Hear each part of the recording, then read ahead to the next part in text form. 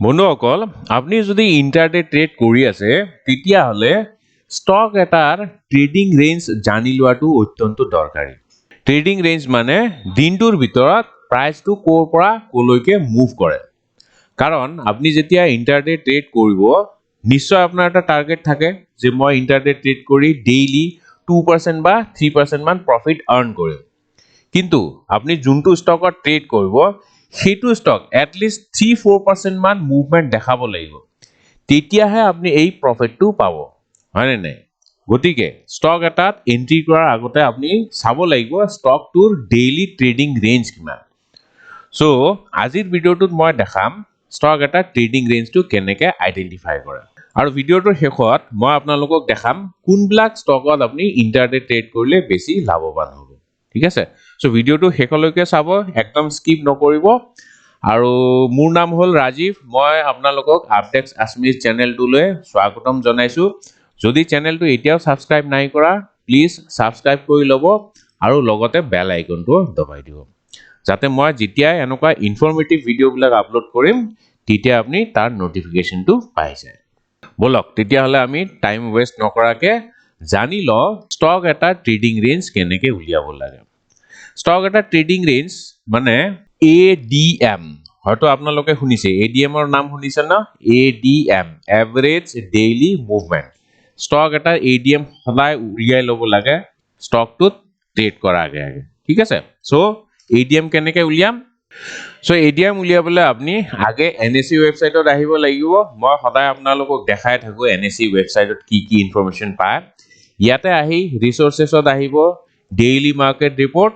ইয়াতে market activity বিলাক সব পাই যাব আৰু এইবিলাক সব ফ্ৰী অফ কষ্ট সো আজি যদি আপুনি ডেটাটো চাই তেতিয়া হলে আপুনি আগদিনাৰ ডেটাটো চাব লাগিব কাৰণ ডেটা বিলাক সদায় মাৰ্কেট ক্লোজ হোৱাৰ পিছতহে ইয়াত আপডেট হয় সো এতিয়াটো মাৰ্কেট ৰান হৈ আছে সেই কাৰণে মই আগদিনাৰ ডেটা চাম ঠিক আছে সো ইয়াতে আপুনি কোনটো ডেটা চাব লাগিব ইয়াতে আহি পেলাই আপুনি চাব এইটো ডেইলি ভলাটিলিটি এইটো CSV ফাইল হয় ইয়াতে আমি সিম্পলি ফাইলটো ডাউনলোড কৰি লম ঠিক আছে সো ডাউনলোড কৰাৰ পিছত ইয়াতে কি কি ইনফৰমেশন আছে মই আপোনালোকক দেখাই দিম আগে চাওক ইয়াতে ডেট আছে সিম্বল মানে কোনটো stock then underlying close price then underlying previous day close এইটো আপুনি নাচালেও হ'ব দেন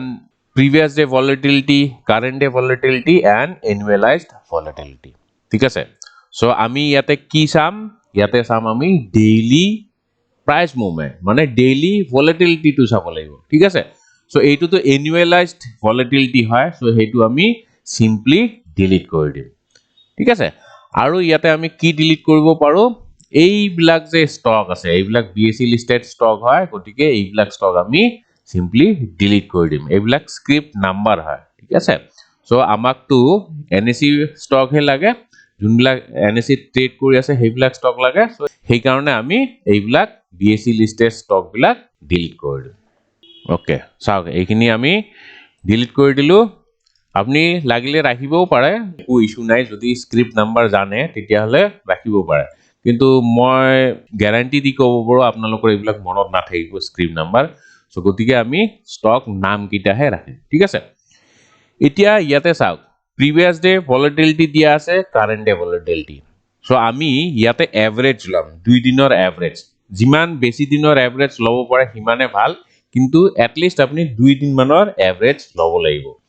ইয়াৰ ৰিজন কি কাৰণ কিবা কাৰণত হঠাতে ষ্টক এটা বেছি ভলাটাইল হ'ব পাৰে পাৰ্টিকুলাৰ দিনত that doesn't mean E daily এনেকুৱা প্ৰাইস মুভমেন্ট দেখাব সেই কাৰণে আমি মিনিমাম দুই দিনৰ এভাৰেজ লম সো এভাৰেজ কেনেকৈ লম a2 + a2 ডিভাইডেড বাই 2 সিম্পল ক্যালকুলেশন এভাৰেজ ললো মিন প্ৰাইসটো ললো আমি লৈ পেলা আমি সিম্পলি এনেকৈ টানি দিলো ইয়াতে যোনটো ভ্যালু ওলাইছে এই দুই দিনৰ এভাৰেজ ভ্যালুটো ওলাইছে সো এই যে এভাৰেজ ভ্যালুটো ওলাইছে ভলাটিলিটি এইটোৱে কি ইন্ডিকেট কৰিছে এইটোৱে ইন্ডিকেট কৰিছে এই পাৰ্টিকুলাৰ ষ্টকটো 20 মাইক্ৰন যোনটো ষ্টক আছে এইটো ডেইলি 0.0349 মানে 3.49% মুভ কৰে সো গতিকে এইটো আমি পাৰ্সেন্টেজত কনভাৰ্ট কৰিব পাৰো সো পাৰ্সেন্টেজ কেনেকৈ উলিয়াব simply this multiplied by 100 so তাৰ মানে 3.49% এই ষ্টকটো মুভ কৰে সো এনেকে সব বিলাকৰ কাৰণে উলিয়াবলৈ সিম্পলি টানি দিব এতিয়া এইবিলাক ষ্টকৰ আপুনি প্ৰাইস মুভমেন্ট পাই গল ঠিক আছে সো 20 মাইক্ৰন যোনটো ষ্টক আছে 3.49 মানে 3.5% বুলি ভাবিব পাৰে তাৰ মানে ই ষ্টকটো ডেইলি কিমান মুভ কৰিব সিম্পলি যোনটো পাৰ্সেন্টেজ থাকিব মাল্টিপ্লাইড বাই দিস প্ৰাইস মানে আমি ক্লোজিং প্ৰাইস তো লৈ লৈছো আগদিনাৰ ক্লোজিং প্ৰাইস এইটো আৰু ডেইলি কিমান মুভ কৰে দিস 3.49% মানে 0.0349 ঠিক আছে তো কৰিলে কিমান ওলাব 3 টকা 29 পইচা ইমানটো প্ৰাইসটো মুভ কৰে আৰু ষ্টকটো প্ৰাইস কিমান 94 rupees ঠিক আছে সো আপনি এনেকে সব বিলাক ষ্টকৰ ডেইলি কিমান প্ৰাইস মুভ কৰে হেতু ইয়াতে গম পাই গল আপনি যদি বিচাৰে ৰিলায়েন্সৰ কিমান ডেইলি প্ৰাইস মুভমেন্ট ইয়াতে সিম্পলি আপনি ফাইন্ড কৰিলে গম পাই যাব ৰিলায়েন্স সো ইয়াতে চাওক ৰিলায়েন্স টু কোড গল এইটো ৰিলায়েন্স টু ডেইলি 43 rupees মানৰ প্ৰাইস মুভমেন্ট দেখায় ঠিক আছে সো এইটো ৰাফলি আপনি আন্দাজ এটা কৰিব পাৰে 40 to 45 rupees or price movement দেখায় ৰিলায়েন্সৰ প্ৰাইস কিমান 2565 ঠিক আছে সো এনেকে আপনি ডেইলি প্ৰাইস ৰেঞ্জ টু উলিয়াব পাৰিব পাৰ্টিকুলাৰ ষ্টক এটা সো এটি উলিয়ালে কি হ'ব আপনি যোনটো টাৰ্গেট ৰাখিছে যে ডেইলি মই 1% 2% বা 3% প্ৰফিট লম ইন্টাৰডে কিন্তু stock to entry কৰাৰ আগতে আপনি জানিব লাগিব whether that stock is able to give you that return or not so কোনবা এটা stock যদি তার daily price movement 1% so আপনি তাত 2% এক্সপেক্ট কৰিব নোৱাৰে কাৰণ ই ইমান ওপৰলে না যায় ম্যাক্সিমাম ই 1% বা 1.5% যায় আপনি তাৰ পৰা কেনেকে 2% ইন্টাৰডে এক্সপেক্ট কৰিব গতিকে এভাৰেজ ডেইলি মুভমেন্টটো উলিয়াই লোৱাটো অত্যন্ত দৰকাৰী ঠিক আছে সো এনেকে আপনি এডিএম টু উলিয়াব আৰু যেহেতু ইয়াত বহুত ষ্টক আছে এনএসিত কমসে কম 2200 ষ্টক আছে লিস্টেড ষ্টক আছে আপনি তো সব ষ্টকত ট্ৰেড নকৰে সো পাৰ্টিকুলাৰ কিছুমান ষ্টকতে ট্ৰেড কৰিব আৰু ইন্টাৰডে ট্ৰেডিংৰ কাৰণে কেনেকে ষ্টকৰ লিষ্ট এখন বনাব লাগে হেতু মই অলৰেডি আলোচনা কৰিছো মই ভিডিওটো দেখাই আছো এই ভিডিওটো চাওক কোনবিলাক ষ্টকত ইন্টাৰডে ট্ৰেড কৰিব লাগে সো এই ভিডিওটো চাব পাৰে আপুনি সো আপনি এনেকে ৰেঞ্জ টু উলিয়ালে উলিওৱাৰ পিছত এতিয়া যদি আপনি এসেন্ডিং বা ডিসেন্ডিং অৰ্ডাৰত হজায় মানে পাৰ্সেন্টেজ টু চাওক যোনবিলাক বেছি ভলাটাইল হ'ব সেইবিলাক ষ্টকৰ প্ৰফিট পটেনশিয়াল বেছি কিন্তু তাতে লস হোৱাৰ চান্সও বেছি থাকে কাৰণ এসএল লগাব লাগিব এসএল টো অলপ ডাঙৰ লগাব লাগিব ঠিক আছে সো মই এটো লাৰ্জেষ্ট টু স্মলেষ্ট এবাৰ ডিসেন্ডিং অৰ্ডাৰত হজাই দিছো চাওক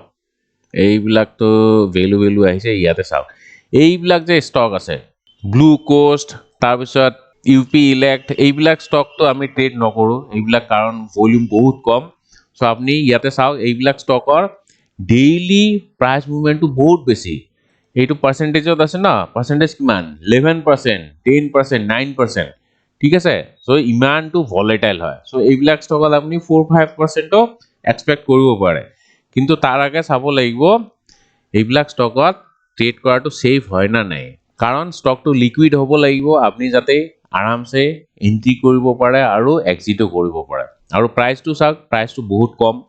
4 টকা 3 টকা ইমান সৰু ষ্টকত তো কেতিয়াও ট্ৰেড নকৰিব এইবিলাক পেনি ষ্টক হয় গতিকে আপনি কি কৰিব লিষ্ট এখন বনাই লব লিষ্টখন কেনেকে বনাব লাগে ইয়াত দিয়া আছে এইটো ভিডিওত দেখুৱা আছে লিষ্টখন বনাই লব তাৰ পিছত আপনি চাব কোনবিলাক ষ্টকৰ প্ৰাইস মুভমেন্টটো বেছি এডিএম টু বেছি ইন টাৰ্মস অফ পাৰ্সেন্টেজ চাব পাৰে বা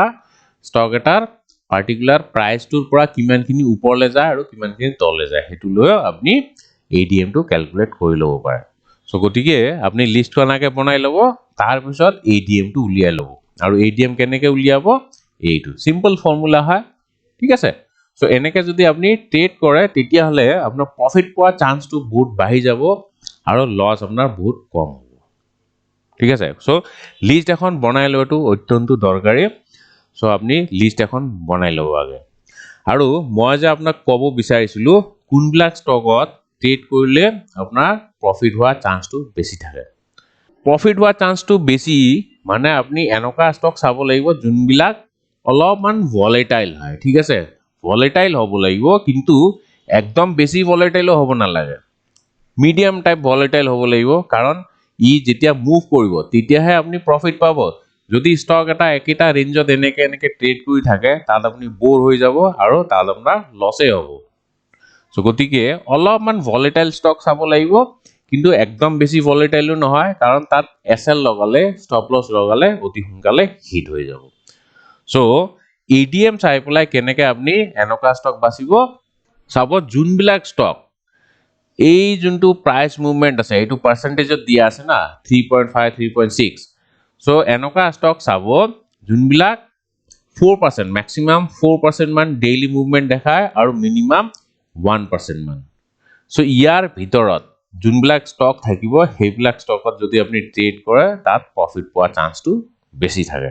ঠিক আছে সো ডেইলি প্ৰাইস মুভমেন্টটো আপুনি চাব 1% ৰ পৰা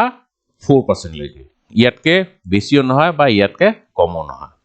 সো এনেকা ষ্টকত সদায় ট্ৰেড কৰিব লাগে ইন্টাৰডেৰ কাৰণে আৰু শেষত মই আপোনালোকক ক'ব বিচাৰিম মোৰ এখন ইন্টাৰডে ট্ৰেডিংৰ ওপৰত কিতাপো আছে day trading for a living যদি আপুনি ইন্টাৰডে ট্ৰেড ভালকে শিকিব বিচাৰে তেতিয়াহলে এই কিতাপখন ল'ব পাৰে এইখন ধুনীয়া কিতাপ হয় একদম প্ৰ্যাকটিক্যাল ওৰিয়েন্টেড চাৰ্ট দি পেলাই এন্ট্ৰি আৰু এক্সিট কোড কৰিব লাগিব এসএল কোড লগাব লাগিব ডিটেইলস আলোচনা কৰা আছে সো এই কিতাপখন Amazonত উপলব্ধ হয় আপুনি যদি বিচাৰে তেতিয়াহলে এই কিতাপখন ল'ব পাৰে এনে মাৰ্কেটৰ ওপৰত মই তিনিখন কিতাপ লিখিছো অপচন চেইন এনালিসিস অপচন এডজাষ্টমেন্টছৰ ওপৰতো আছে সো আপুনি যদি অলপমান বিগিনাৰ হয় এই কিতাপখন কনসিডাৰ কৰিব পাৰে সো তেতিয়াহলে আৰু ভিডিওটো দীঘলীয়া নকৰো আজিলে ইমানে নেক্সট ভিডিওটো লগ পাম so till then bye bye take care